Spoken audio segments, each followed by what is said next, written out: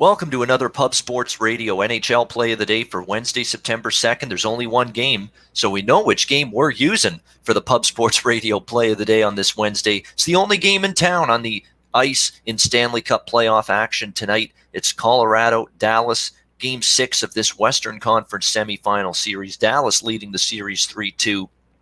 Another must-win game for the Colorado Avalanche to try and stay alive and extend their season for another game and trying to extend this series to a Game 7.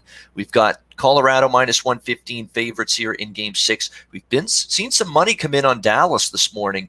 Colorado opened as high as minus 130, so we're seeing some love here for the Dallas Stars in the betting markets, with Colorado down to minus 115 in this game. The total 6 across the board.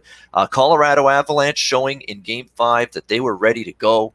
No moping around, no woe is me attitude. We're not giving up yet in this series, even though we're down 3-1. That was their mindset, and they played like it. And they absolutely just ambushed the Dallas Stars in the first period of that game. It was a literal avalanche for the Colorado Avalanche against the Dallas Stars. 6-3 win, but more importantly, 5 goals in barely the first 10 minutes of the first period to take a 5-0 lead. They were all over Dallas, swarming the Stars in the defensive zone. Dallas could barely get the puck out of their own zone for that entire opening 20 minutes. And the Colorado Avalanche, not only did they have a 5-0 lead after the first period, they outshot Dallas 23-5 in the first period. It was just quite simply a dominant first period. Colorado had that desperation. Colorado had that sense of urgency with, knowing they had to win that game, and Dallas did not match that. Plain and simple. Didn't even come close to matching the intensity and the urgency that Colorado had. And Colorado, I've said this throughout the playoffs in these Pub Sports Radio NHL Play of the Day videos when I've talked about games involving the Avalanche. They're a better team. They're a more dangerous team when someone other than the Nate McKinnon, Mikko Rantanen, Gabriel Landeskog line scores for them. When they get that top line or that second line going as well, with Nazem Kadri and Andrei Burakovsky on it, they are very difficult to match up against, because then you got to pick your poison as an opposing head coach. Which line do we really focus on defensively in terms of putting our best defensive players out on the ice? It's hard to do that when Kadri, Burakovsky on that second line get it going, and they did get it going in Game 5. Kadri scored.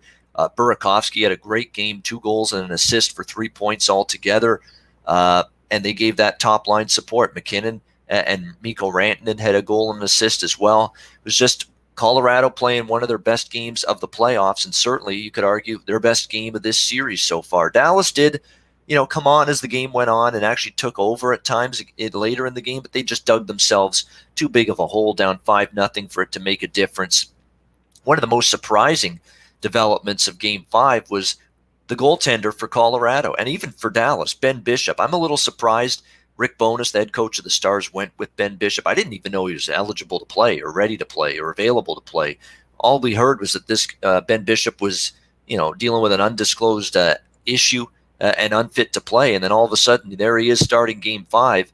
I think he did that because it was the second of back-to-back games, and I think Rick Bowness wanted to give an aging goalie who's in his late 30s like Anton Hudobin a little bit of a rest. But unfortunately for him, that goalie decision backfired because it was a rough night for Bishop. He gets pulled in the first period, and then Hudobin has to come in to finish the game for the Dallas Stars. And even more surprising was who was in net for Colorado. Shocking announcement. Michael Hutchinson. Yes, the third goalie on the depth chart, but forced into duty in Game 5 because Philip Grubauer's out. And we also found out Pavel Francouz, he's dealing with an undisclosed injury and was deemed unfit to play in Game 5. And now there's no telling if he's going to be ready to play with that undisclosed injury going into Game 6 tonight. So he's questionable. We could actually see Michael Hutchinson in back-to-back games starting in net for the Avalanche. It's impossible to accurately say if Hutchinson was good or not in Game 5 because, Colorado won 6-3, but, he had a huge 5-0 lead. They staked him to 5 goals. And he could relax, he could be comfortable, he could exhale. He had no pressure, no game pressure on him whatsoever. let's see how he fares if indeed he's in net again tonight for Colorado in Game 6. Let's see how he fares if this game is close, if this game is a tight, and close game throughout. Can he still make some big saves? I've got my doubts still. There's a reason he's went from Winnipeg to Florida to Toronto and now to Colorado, 4 different organizations in the last few seasons. He's been unable to stick. He's had a really bad go of it. He's been actually downright terrible at times the last couple seasons. And even though they won 6-3 and he was serviceable, there's still one really, really bad goal he gave up to Dallas in that game, right through his legs. It should have been stopped. I worry about him making these big saves if the game is close tonight. Big question mark still for me in that department when it comes to Michael Hutchinson. As far as the side goes, I have a smaller stance on this game on the Colorado side. Even if Hutchinson plays at -115, they played their best game of the series. It was too much for Dallas. You would expect the Stars to play a lot better. There's no doubt. They'll be better, and they'll be ready from the opening puck drop, unlike Game 5. But I like riding the momentum of Colorado, and I did pick the Avalanche to win this series before it started. So I'm going to stick with them here at -115 for a smaller play. But my official play of the day for this game, you know where I'm going. It's my strongest stance on this game. It's the total. We're going to go over 6 -120. There's no need to mess with what's been working. I've been betting the over in every game in this series. All 5 games have gone over the total in this series. Each of those games was 7 or more total goals scored in them. Neither team has been able to shut down or neutralize the opposing team.